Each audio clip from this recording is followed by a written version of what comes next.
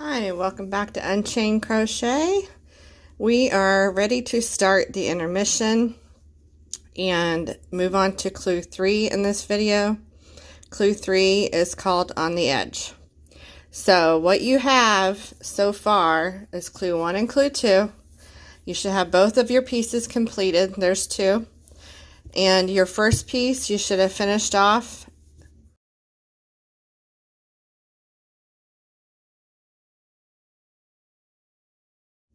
after 31 cluster rows, and then one more row of row 1 with a single crochet, chain 1, single crochet across. So that piece is finished. The second piece you still have attached to your skein, and you should have 30 cluster rows and then one more row of the single crochet, chain 1, row 1.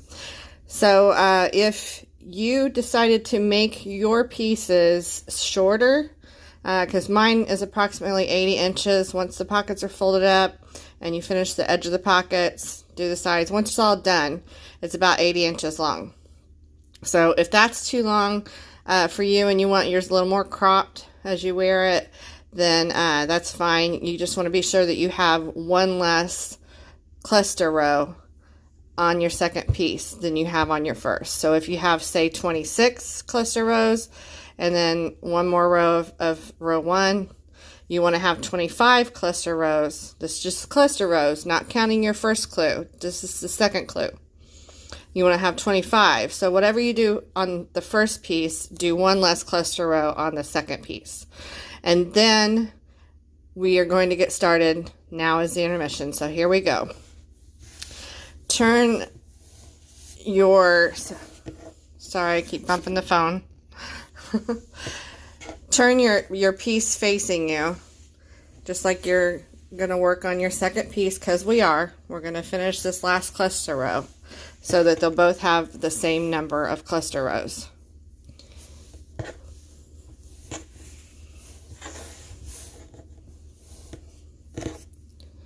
I just drew up a loop just to hold it there till I was ready to make the tutorial. So get that back to just the chain 1 that I have.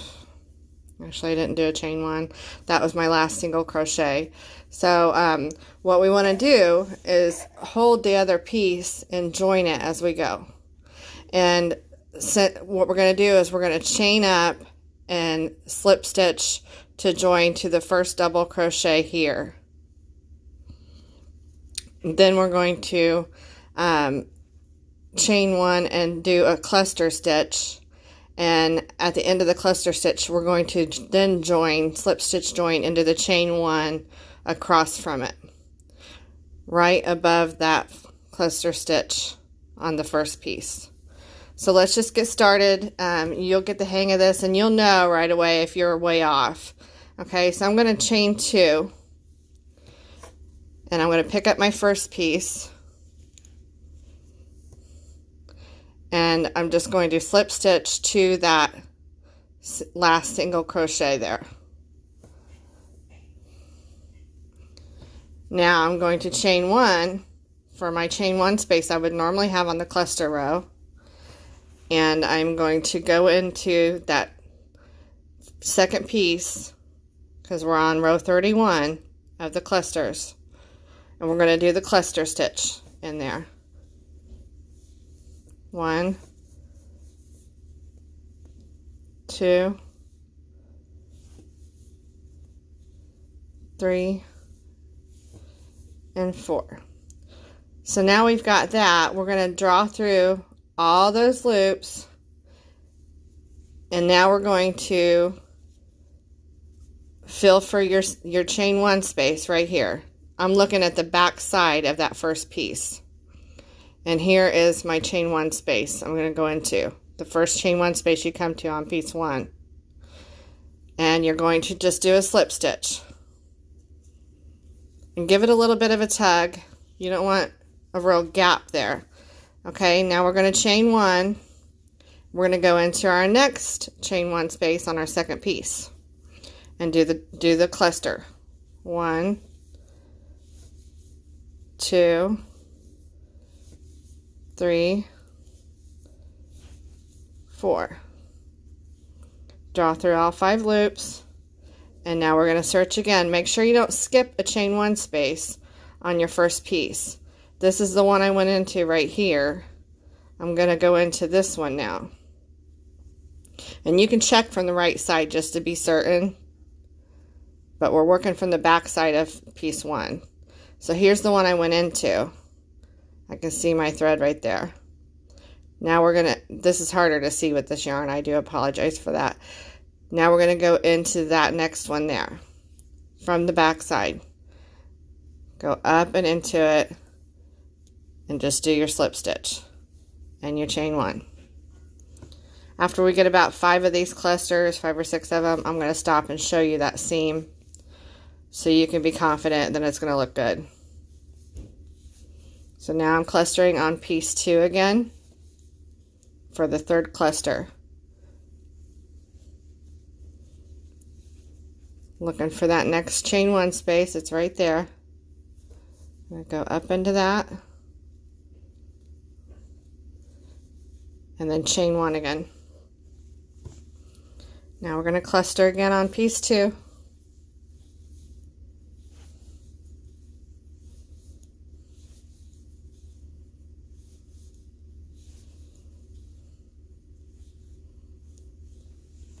And now we're going to find the next chain 1 space, go up under it.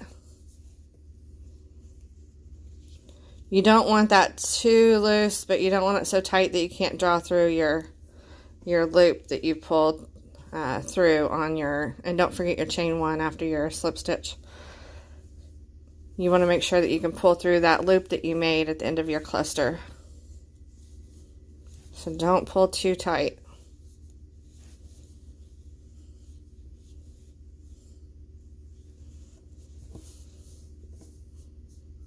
And I put the yarn in front of my hook when I go into that chain 1 space.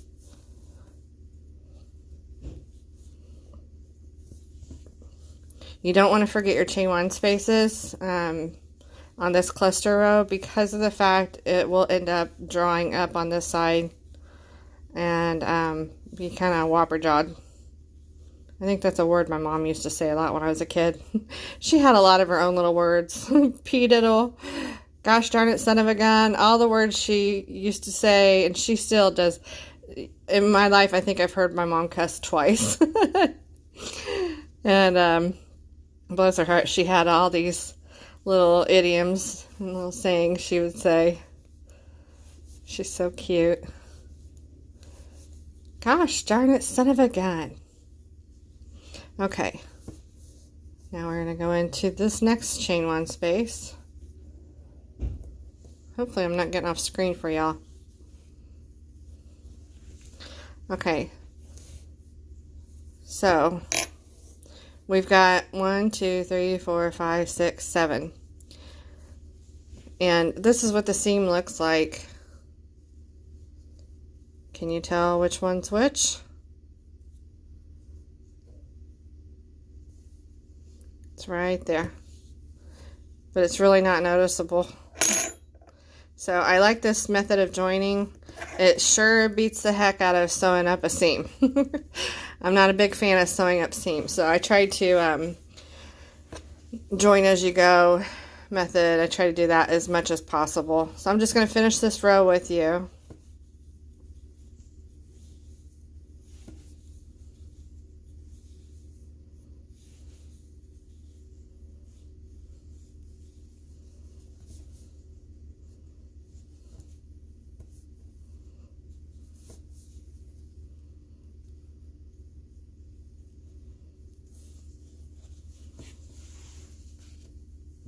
Get some yarn out. I sure would like to know how all these people that do tutorials always seem to have their yarn just so where they need it, when they need it. It just seems like they always have enough out. Me, I'm always struggling with my balls and my skeins and stuff getting pushed around as I turn my projects, and it just can be kind of hairy sometimes.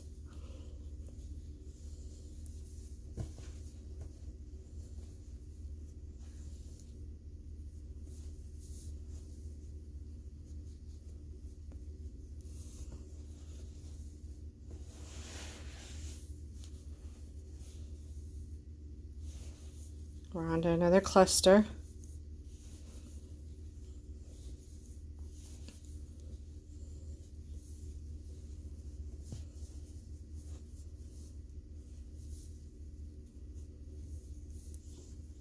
I do a lot of this joining by feel, and you'll feel it too when you go to touch your first piece when you're ready to join.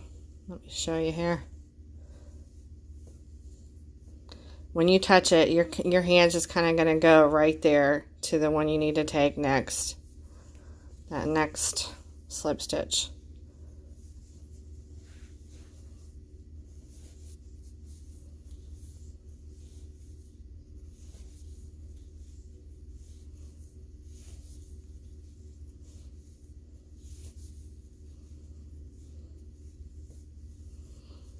My nails, I'm realizing in the video, as I look at the camera, I'm seeing just how bright these nails are on screen. I did them today, and they really are like the yellow brick road. I put gold on the thumbs and the ring nails, and it's kind of a mustard. The other ones are. The mustard's almost true to color. But that gold looks awful flashy in this camera. But that's alright. I like a little bling. So now we're on to another cluster.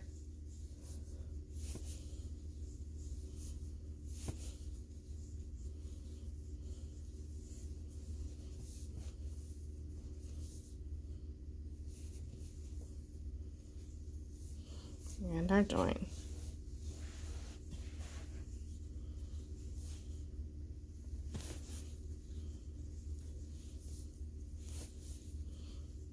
I hope y'all can see what I'm doing enough, as this piece is moving on me quite a bit as I get down to the other end. So I would try to go a little bit slower for you. Move it back into place.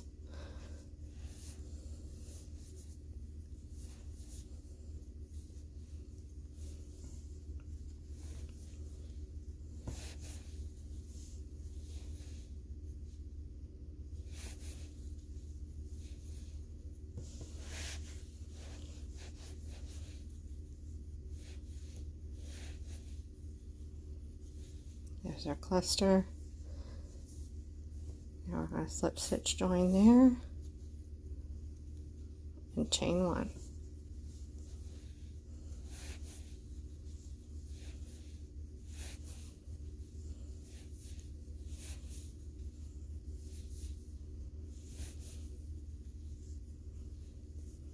There's our cluster. Let me fix this second piece here. It's kind of pulling on me. Our next chain one space over on piece one, slip stitch to join, and chain one. We're almost to the end of the row.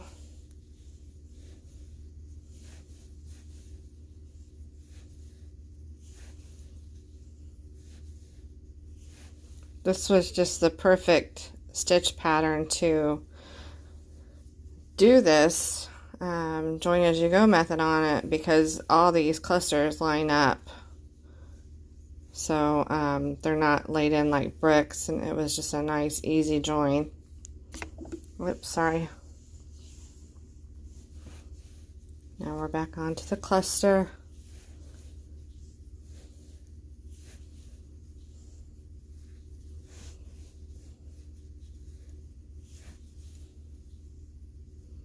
This may look a lot more awkward than it does doing it in person, because I've got to hold it at a certain angle so that you can get a good visual.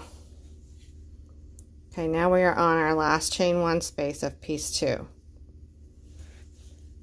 So we've got a cluster to make.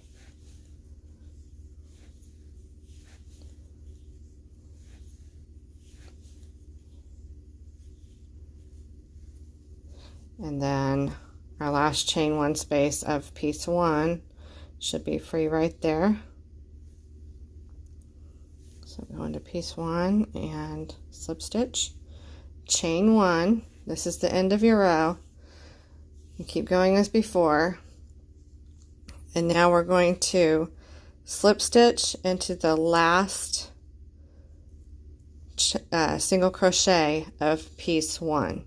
This is piece 1 right here. We're going to slip stitch here.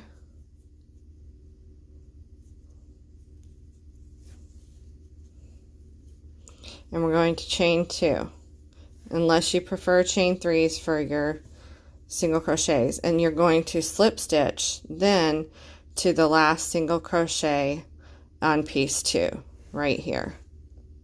So we did our cluster. We slip stitch joined to the last chain 1 space on piece 1. Then we did a chain 1, and then we slip stitched to the last single crochet on piece 1, did a chain 2 to equal a double crochet, and now we're going to slip stitch into the last single crochet of piece 2. And then we're going to take one more chain, pull up a loop, and we'll be cutting it right there. So that's what the seam looks like, the join. And when you block it out, it's going to lay nice for you. That'll lay really nice. It's virtually invisible. I should say unnoticeable. And you don't have any tail to bury because we didn't sew the seam. And we worked off of our skein for that last cluster row on piece 2. We have no tail to bury at the beginning of that. Just one tail right here. And then we've also got the tail. I have the tail here. If you're right-handed, your tail may be over here on piece 1. But so there'll be 2 tails there to bury. I'm going to take a little break and pause this, and then we're going to get on to turning our pocket up to do the edge. We're not going to be sewing the pockets. We're going to be putting the edging on the bottom of the pocket. So here is our little intermission. And then we'll be on the edge.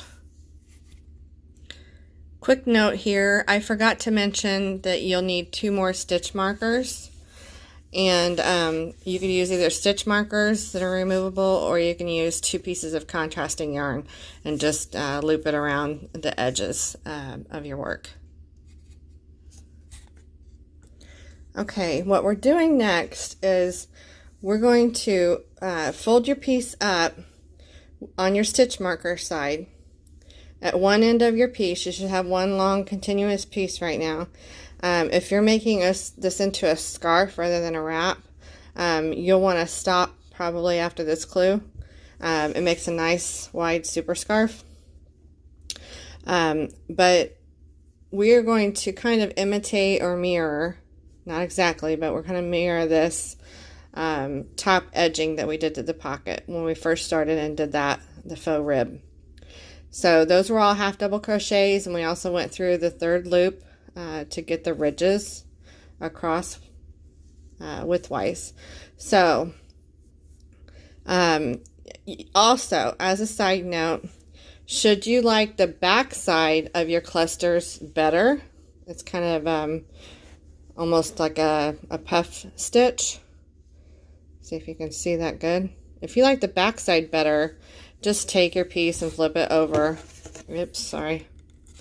Take your piece and flip it over, and then fold your pocket up. So just depending on which side you like better for the front of your piece. For instructions' sake, getting through clue 1 and clue 2, that's why I had you place the marker, and we call that the back side. But it can be either way you like. The lemon peel stitch kind of looks the same on both sides. It's the cluster stitch that looks different. So if you like the texture, rather than the dimple side, then just flip it over to the other side and pick up with this clue here. So we are now on the edge, and we are going to take this and fold it up You can pin that in place if you want, but where we're going to, let me turn it sideways for you here. Where we're going to match up this pocket edge is at the top of the lemon peel stitch. So right here is my first cluster row. So I'm going to fold that up to there. It doesn't have to be exact. Not a big deal. If you're not exact, it's just going to change the depth of your pocket. But try to get that up, snug up to there. And you can even take this stitch marker out now. And you can place it there to hold it if you want. You can also, I use quilter safety pins quite a bit. They're bent and angled. Sometimes I'll use those if I want to keep something exactly just right. But later on, we're not going to do this until like the end on the finishing up clue. But later we will be whip stitching this edge right here down. I'm not doing it yet because it's pertinent to have this open so that we can get into just one layer for our sides. So once you fold it up and you find about the middle of your pocket section, which includes that ribbing band and the rest of your lemon peel stitch from clue 1, you're going to find about the middle. There's mine. And place a stitch marker there just below it. So here's the middle right there. So I'm going to place this stitch marker just below that. So I can visually kind of, and I'm not going through both, just pick up a few strands. Even one strand to work, but I usually try to pick up 2. And this is the trickiest part of this wrap that you're going to do, but it's a really cool effect. So either use your contrasting yarn or your stitch marker and place it just below that bottom edge of your pocket once you folded it up. So I've got that stitch marker in place. Try to move it back so you can see. Okay, now I can see. I'm going to flip it over and hold that piece kind of flat. See if I can get, let me get something contrasting behind there so you can visualize this a little bit better. Okay. It kind of wants to fold itself, so you can see that it's straight if you get all these little tiny bumps right here. Get the camera to focus a little bit better. See the bumps? There's a little ridge of bumps all the way across that row. And it kind of just wants to lay that way.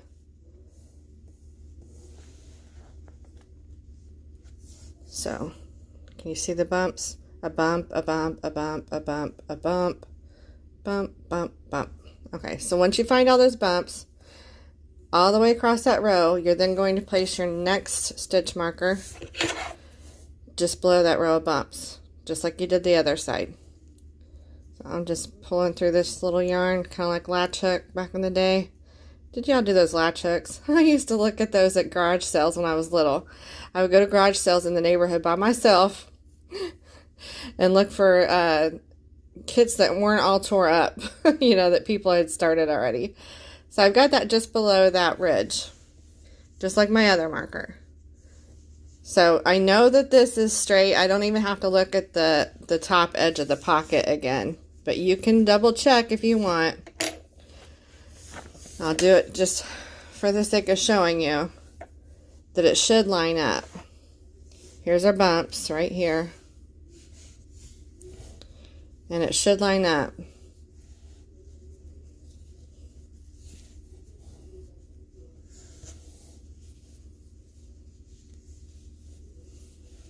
And there you have it. So if it's off a little bit, not a big deal. You can stretch it to fit as you whip stitch it down later on. Not a huge deal, but do try to get that ridge of bumps because it's going to help you navigate your way across doing this edge here. So I am just going to start. I don't really care much if my edges match each other. So I'm just going to start with this ball I have of the same yarn. If you're color blocking, this is a good part to do a little color blocking to have it be its own little thing. So we're just going to start with a slip stitch. And from the front, which is the top of your pocket, from that side, hold it with your ridge up, your ridge of bumps. Sorry. And just go ahead and dive in and try to get at least 2 strands of yarn on your hook. You don't want to catch just one little loop or one little bump. And we're going to evenly half double crochet across there. So we slip stitch, join, and then pull your little knot, your tail, to make that a little knot, and take a chain 1. Okay, now we're going to half double in that same spot. That counts as your first stitch. And keep going, just evenly placing your stitches. This is kind of a finagling part, and you kind of just got to watch your tension. I don't go into the bumps, I'll tell you that. I don't go right into the bump. I usually hit 2 in between the bumps.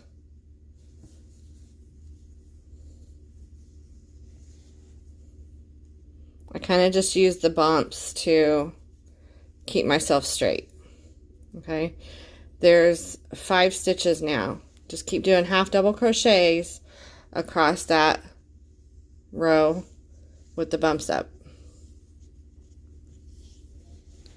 When you get to the end of this row, remember we started with 39 stitches. See if I can let you see a little bit closer where I'm going. Here's a bump right here. I'm going to go on the other side of that bump. And I've got 2 strands there I've caught up. Not pertinent, but it does help stabilize the piece. And then I'm going to take, I'm skipping that little spot right there where there's a little loop there. I'm going to take another one right there to the left of that bump. So you've got 2 stitches between the bumps. And you can see, if you look closely right here, you can see here's one of the bumps. Here's a bump. Here's a bump, there's a bump. So you've got 2 stitches before the first one and then 2 in between each of the bumps. If you don't do it exactly like mine, it's okay. Just think, look at your tension, look at your piece, and just see that your tension's good, the piece is even, you know, it's pretty straight. You don't want to start and this doesn't slide around a lot when you have those 2, the front and the back of the pocket together. It's not going to go flying around on you. The lemon peel stitch does help it lay nice right there on that fold. Kind of creates its own little fold. But what we're aiming for is to get close to 39 stitches of these half double crochets. Just so that it's not too tight and not too loose. So if you get, I'll just tell you now, I think my first one, my test piece, I got 41. And that's okay too, because this half double crochet ribbing tends to shrink up just a tiny bit. So if you get a couple more stitches, that will actually help you out.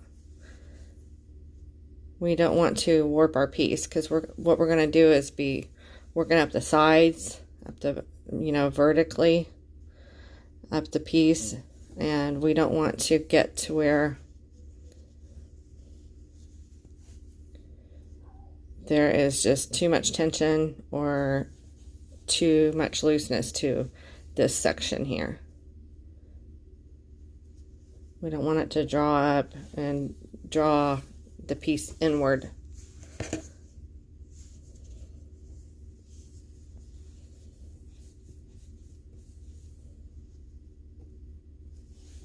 I don't count as I'm doing this row here. I feel it's kind of unnecessary. I do count when I'm done just because I want to be sure that I try to do the same thing on the next one because we have 2 pockets.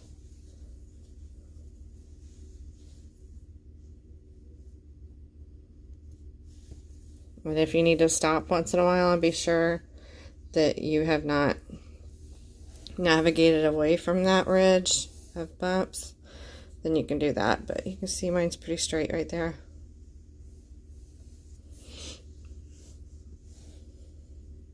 So there's a bump. I'm going to place one on the side of the bump and then one before the next bump. I like this method because this gives some substance to the bottom edge of the pocket, as opposed to just letting it be kind of a sloppy edge. It finishes up the edge very nicely, and it makes another opportunity as well. I do plan to make another one of these and color block it, so it makes a nice opportunity for color blocking. I'm switching to another color for my long edges, just because I decided I wanted some contrast. But I decided I didn't want to use that second color across the bottom of the pocket because I didn't want it to look like it was framed in completely. I just want 2, stripes along the side. I don't want it to look like it's boxed in.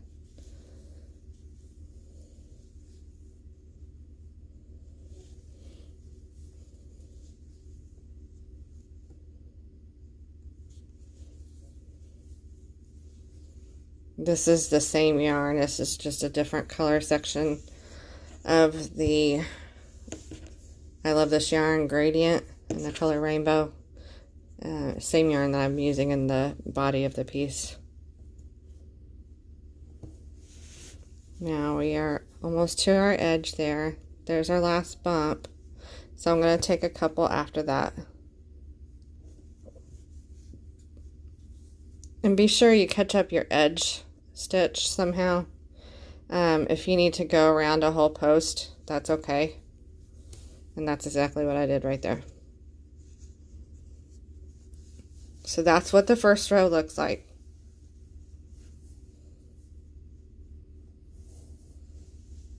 Alright, I'm going to pause this because I need to flip the piece over and I don't want to bang the phone and make y'all seasick. So hold on just a minute. Okay, now we're going to look for that third loop of the half double crochet. Also, you can take out your little stitch markers that you had placed. We're done with those, but you're going to chain 1 and turn. We're looking for the third loop. This might be a little hard to see with this yarn I've chosen. If you look from the top, you've got your 2 loops that you would normally crochet into.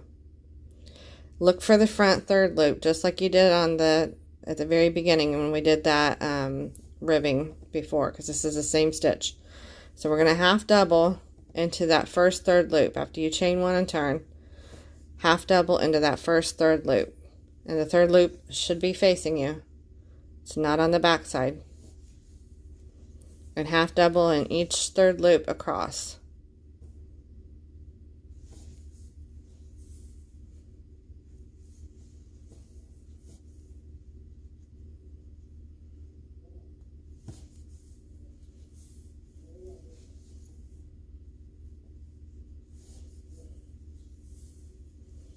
Another reason why I've chosen this method for doing the pocket, just folding it up like this, making it part of the middle of the wrap itself, is because of the simplicity fact. You don't have to sew a pocket on later. All you gotta do is whip stitch up the sides of it. It's in place for you. You've got it all lined out. There's kind of landmarks once you get your sides on, your 2 vertical borders.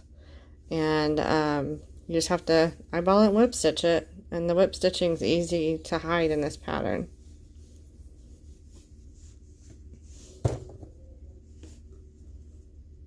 Aha! I got a little desk organizer. I just threw my little ball of yarn in. It's holding it quite nicely, and I can just pull my yarn as I need it. Very easy. Okay. So keep going into the third loop all the way across. I'm going to stay with you through this row here.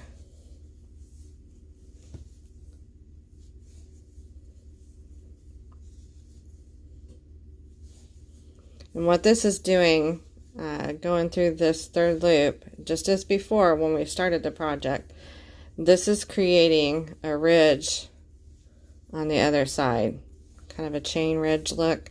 So let's peek at that real quick. I like seeing the ridges. And there it is right there.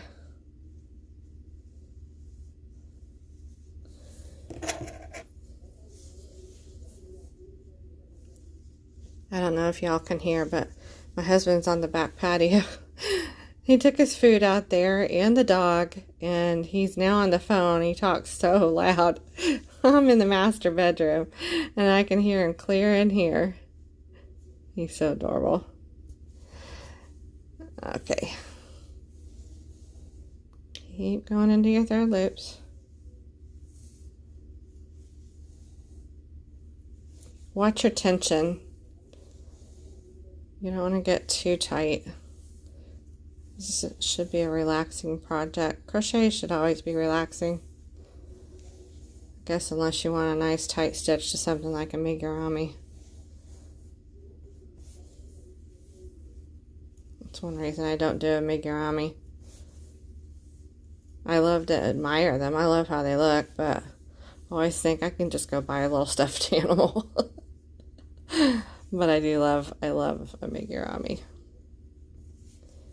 I'm just not an amigurumi maker. That's okay. We can't make everything. Sometimes I think I can. I can't imagine the time they put into those little things. All the details.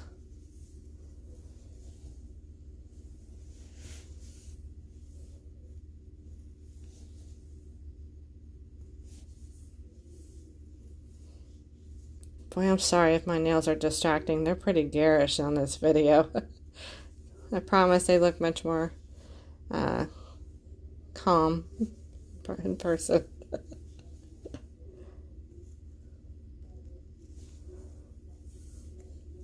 Okay, so do not forget, I'm going to remind you again, just like when we started. Let me get this extra yarn out of here. Don't forget your last stitch there. Okay, it's there. Look for your third loop.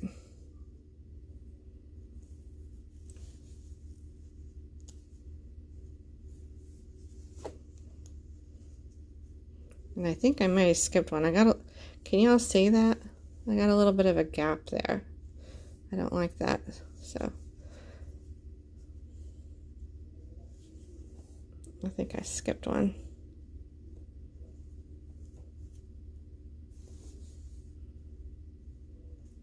We'll just see.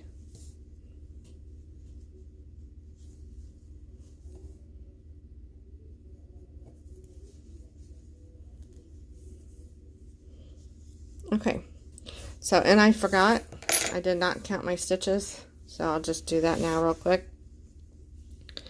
You don't count your chain one. That doesn't count as a stitch, because you then take a half double into that first third loop. So we're counting from the half doubles. 1, 2, 3, 4, 5, 6, 7, 8, 9, 10, 11, 12, 13, 14, 15, 16, 17, 18, 19, 20, 21, 22, 23, 24, 25, 26, 27, 28, 29, 30, 31, 32, 33, 34, 35, 36, 37, 38, 39, 40, 41, 42.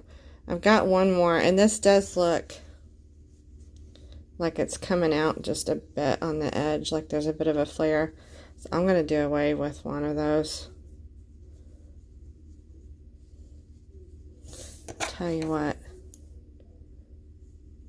if you have the same problem, you can do the same thing, but I'm going to go through both third loops I don't know what that is right there. I may have been a little loose on my first chain one space that I started with after we slip stitched to join. So I just went through 2 of those together, and it made that edge nice and neat. So there's 41.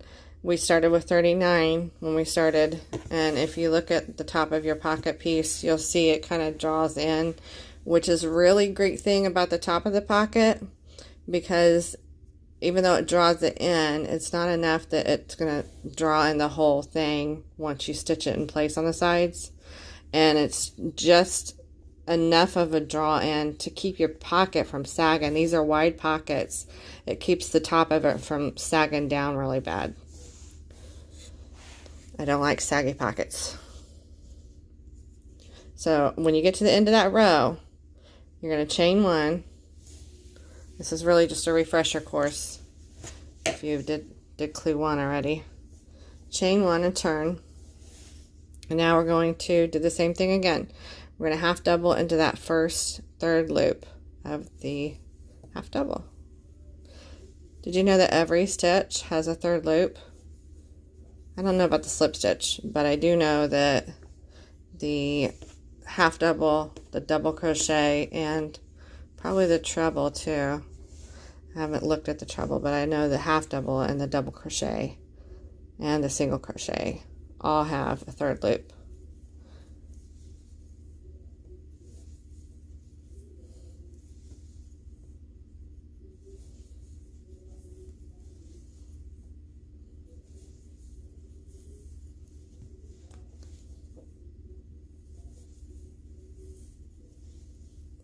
So keep going into your third loops.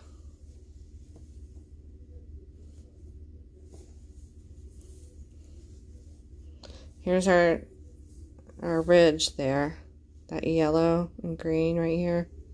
There it is, that chain ridge.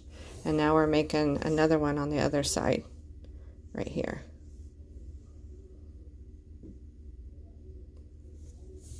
So continue on across this row. I'm gonna meet up with you at the end of this row, and we'll start another one together. Okay, so I've gotten to the end of that row. I'm going to turn the piece, chain 1, and continue on in the same stitch, going through your third loops.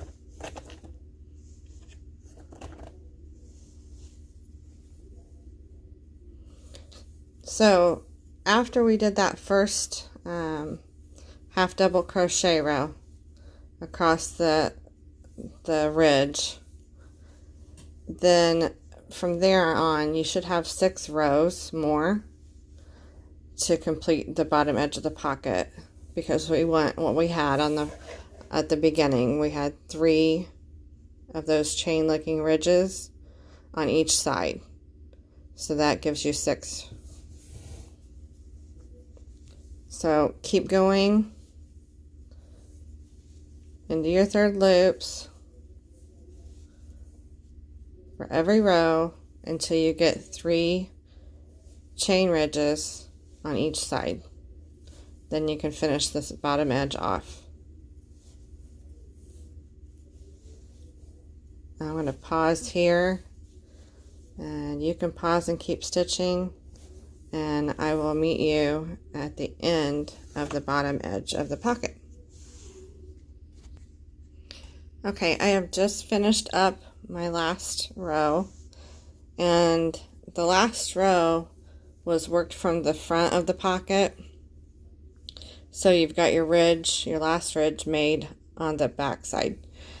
I've pulled up a chain. I'm going to leave enough to sew up that side of the pocket later. And I'm just going to loop it on itself. Maybe attach it somehow so it stays out of my way. Probably just make a nice little bow with it around my hand. This will be one less tail to weave in later on when we go to sew the pocket down. So that's that. I'm going to grab my stitch marker off of here, wherever I put it.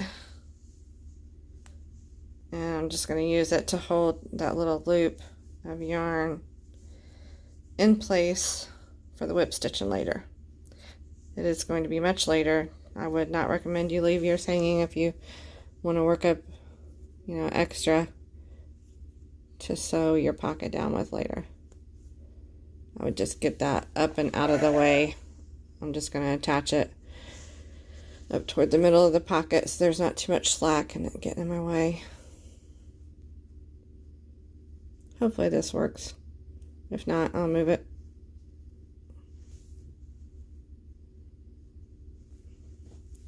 Okay, so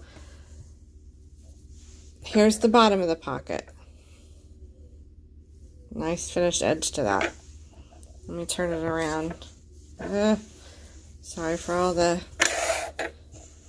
banging of the phone here. I'm working in a tighter quarters since I moved the office space. This is where I do my tutorials now. Since I moved into the bedroom, it's a bit tighter in here. So here's the bottom of the pocket we just completed.